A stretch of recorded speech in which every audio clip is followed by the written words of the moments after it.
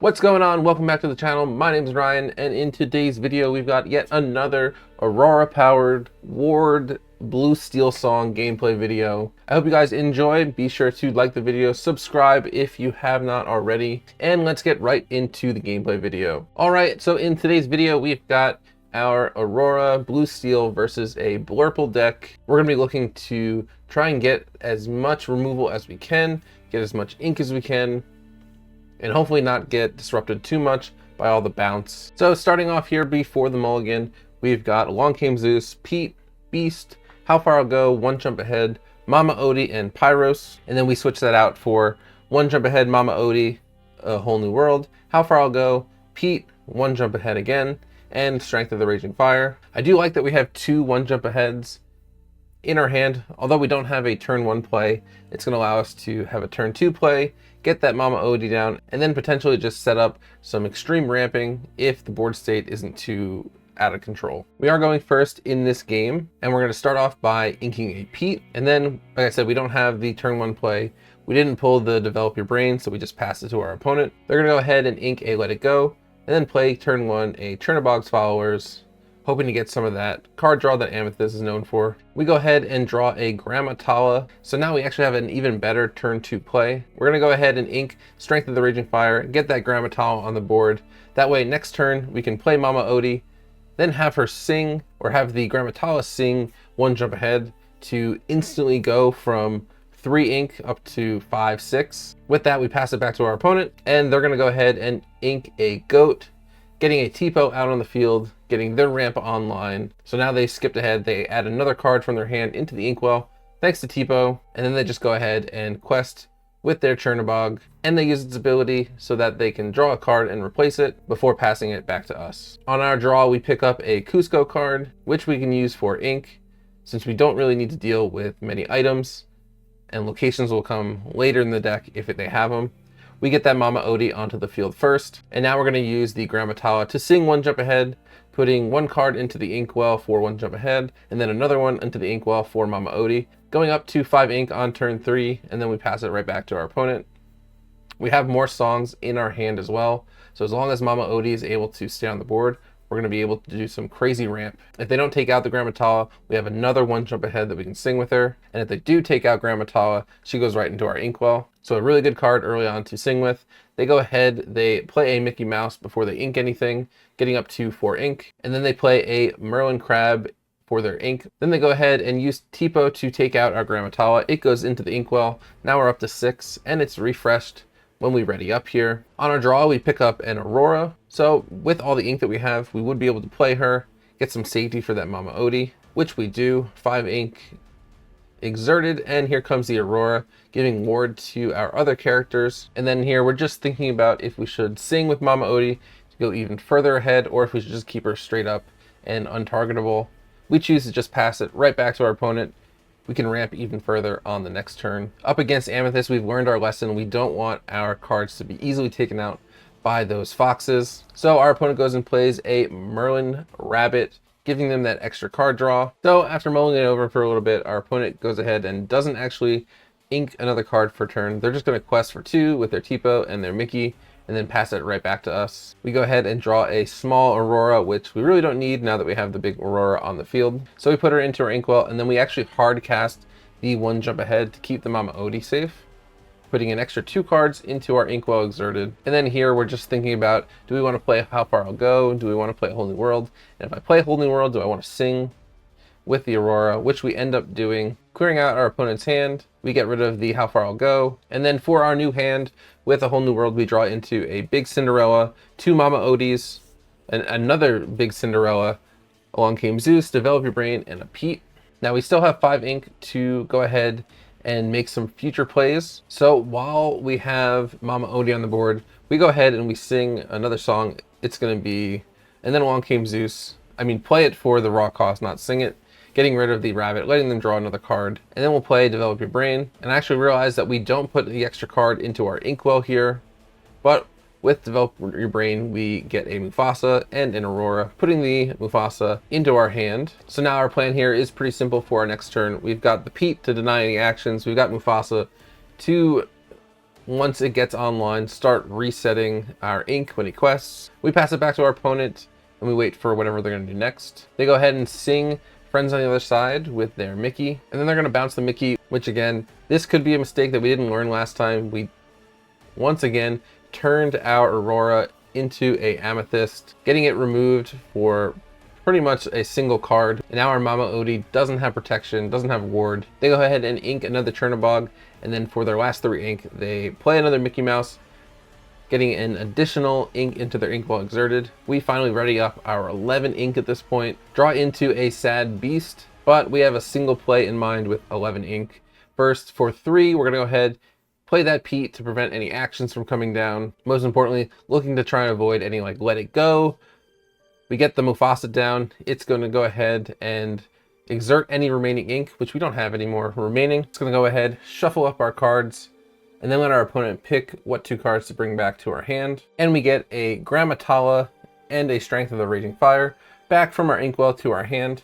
We can use those on our next turn. Before we pass, we're going to actually use one of those cards that we pulled up. It's going to be Strength of the Raging Fire, taking out the Mickey Mouse, putting another card into our inkwell exerted. So even though we picked up 2 ink when we played Mufasa, we get 1 back nice and easy with that Mama Odie. And now, unfortunately, here is where we are going to feel the pain of not having that Aurora on the field. Our opponent's going to ink a Merlin Crab, and then for 7 ink, they play down a Hades. One of the best ways to get around Pete is to play characters with abilities. So he targets our Mufasa, gets him right off the field before we're able to use him. Very unfortunate. So now we go ahead, ready up our 11 ink once again. We draw a big Aurora, which we definitely needed on the last turn.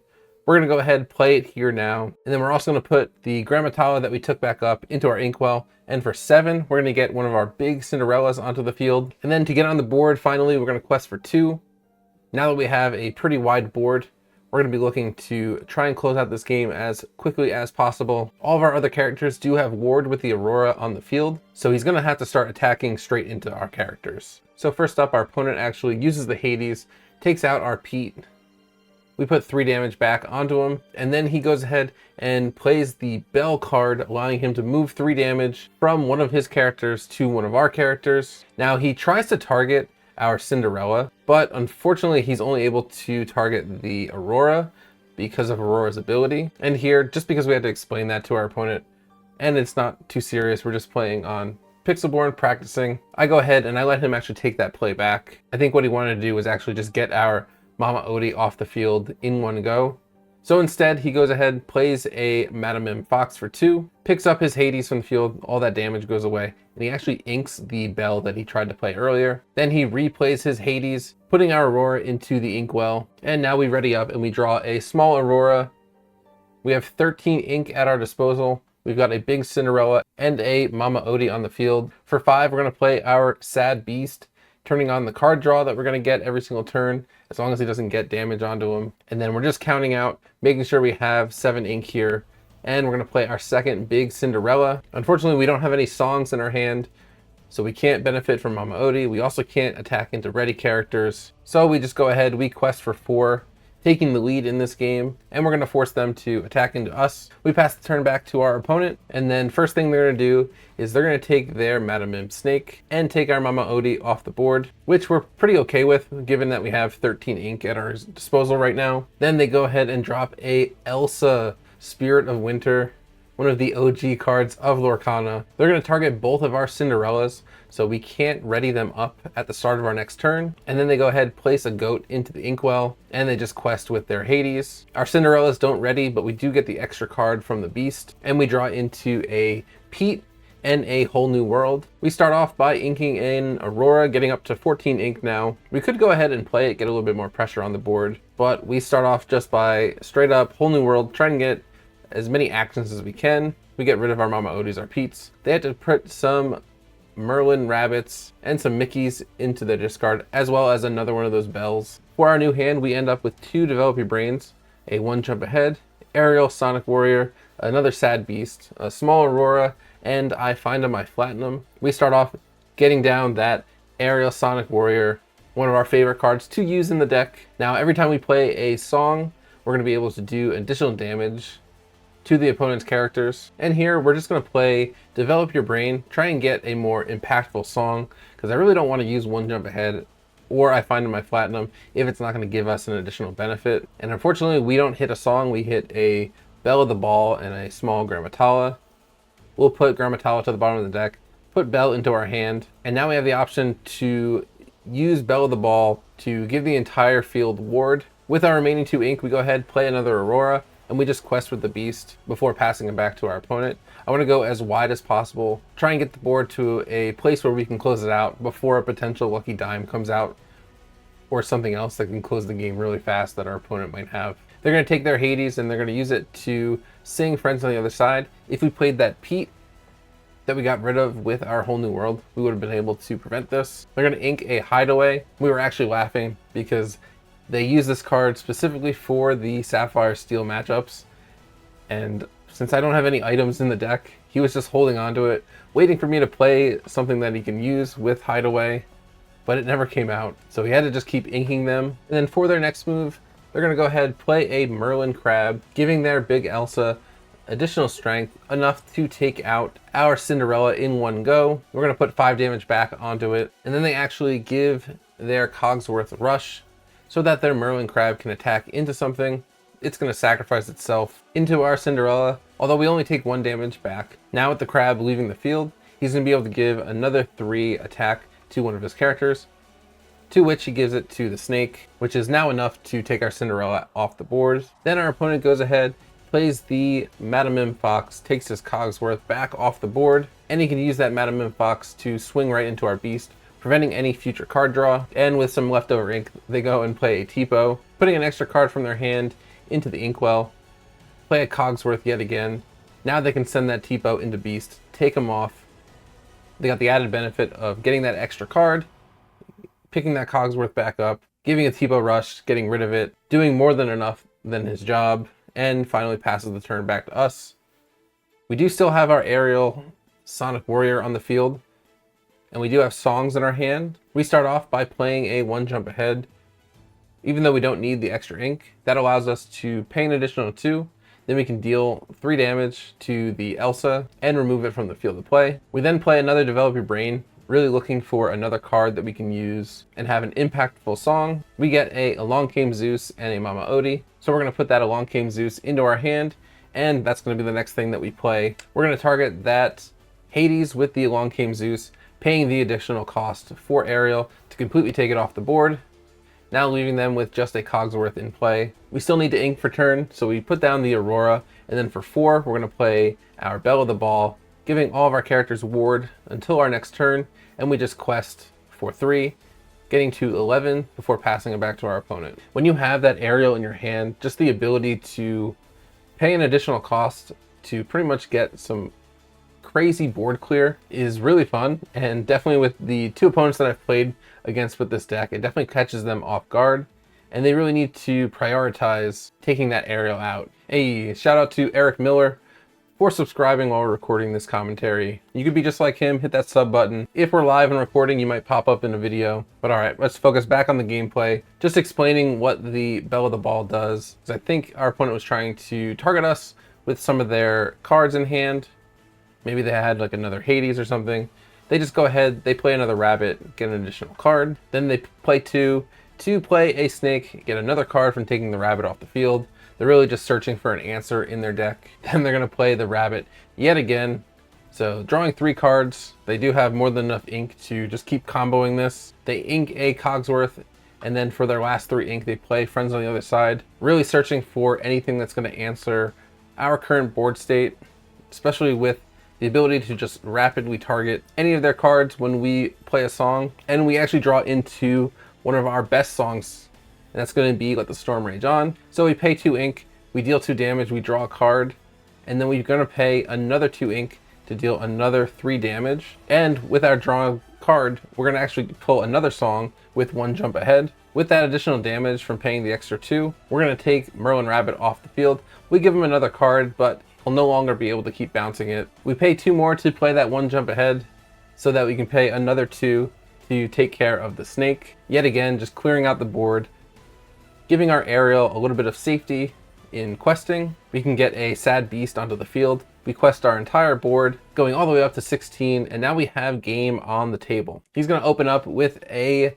Elsa, Spirit of Winter, locking down 2 of our cards, and he's going to actually lock down Ariel and Beast. He can't target Aurora or Belle because they both have ward, but this means we're not going to be able to ready our Ariel. Although even though she is exerted, her ability doesn't require you to turn her to use it. So if we do play that I find on my Platinum, we can still use her ability by paying that extra ink. They're going to ink one of their goats just to give them a little bit more flexibility. And then they play the new Elsa, allowing them to have a little bit of rush. They're going to send that into our Beast to prevent some card draw. And then they pass it back to us. We can't ready the Beast or Ariel, so we no longer have game on the table. We can only go another 3 more up to 19. And we draw a small Grammatala. So we start off, even though there's no items on the board, we play I Find in My Platinum. Because it's a song, we can still use Ariel's ability, taking out the damaged exerted Elsa, and then we quest for 3. And then just to have a ready character on the board, we play a Grammatala. We are just 1 lore away from winning the game, and we pass it back to our opponent. No cards in hand, and then we just wait and see if we did indeed win the game. They go ahead and they play a Friends on the Other Side just straight up, getting some additional cards. They'll ink another Hideaway. They're going to use an Elsa to attack into our Beast, taking it off the board. Then they go ahead and they play a Madam Mim Fox, taking the Elsa up again. They take out our Belle with the Ball with Rush. They play Elsa again. Now they're only able to target Grammatala and Ariel because the Aurora has ward. So Aurora's going to be able to ready up on the next turn. Then they go ahead and just concede the match because they have no way to answer the Aurora readying up, getting that last final ink. And there you have it. That is our victory with the Aurora Steel Song.